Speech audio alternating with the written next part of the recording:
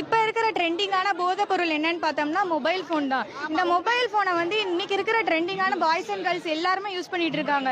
Mobile போனை வந்து நம்ம வந்து தேவைக்கு யூஸ் பண்ணலாம், தேவையில்லாம நம்ம யூஸ் பண்ணக்கூடாது. இந்த மொபைல் போன்ல வந்து நிறைய ஆப்ஸ் இருக்கு.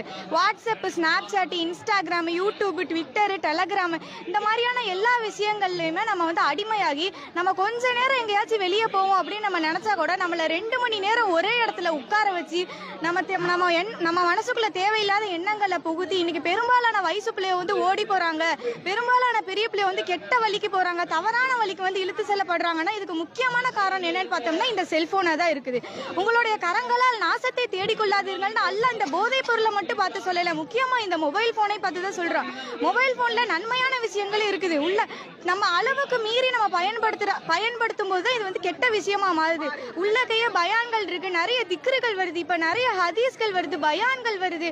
இந்த மாதிரியான விஷயத்துக்கு வந்து நம்ம இந்த மொபைல் போனை யூஸ் பண்ணிக்கலாம். முக்கியமா கால் பேசுறதுக்கு வந்து நம்ம யூஸ் பண்ணிக்கலாம். இதை தவிர நம்ம அளவுக்கு அதிகமா யூஸ் பண்ணும் போது இது போதையா மாறுது. ஆகவே அழகிய பெற்றோர்களே, உங்களுடைய பிள்ளைகளுக்கு, பெரியவர்களுக்கு, சிறியவர்களுக்கு யாருக்குமே தனியா போன் வாங்கி கொடுக்காதீங்க. உங்களுடைய பிள்ளைகளை வந்து நீங்க வந்து எப்படி கவனம் செலுத்துங்க, அவளை வந்து வாட்ச் பண்ணிக்கிட்டே இருங்க. நீங்க பிள்ளைகளுக்கு தனியா போன் வாங்கி கொடுக்க காரணம் தானே, ஏதோ வாட்ஸ்அப்ல அதெல்லாம் கிடையவே கிடையாது. அது ஒரு சாக்கு போக்கா சொல்லிதான் பிள்ளைவோ இப்ப போனை வாங்குது. இந்த காலத்து பிள்ளைவெல்லாம் அப்படிதான் பண்ணிக்கிட்டு இருக்குது. எங்க வீட்லயுமே ஒரு போன் தான், நாங்கெல்லாம் ஒரு போன்ல தான் படிச்சுக்கிட்டு இருக்கிறோம்.